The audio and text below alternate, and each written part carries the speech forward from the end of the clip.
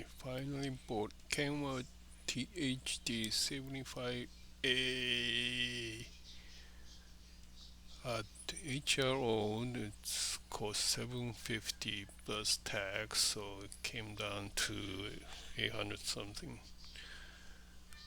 That's a lot of money. Uh,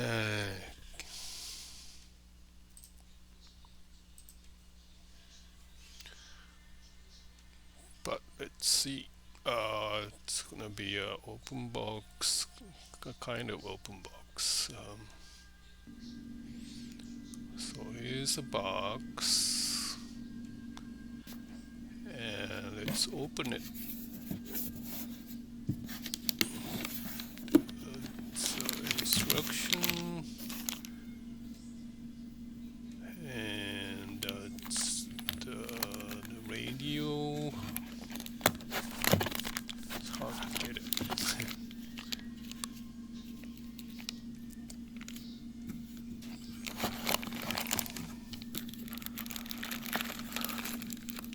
It's a charger,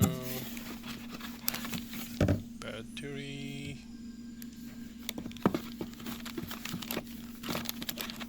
and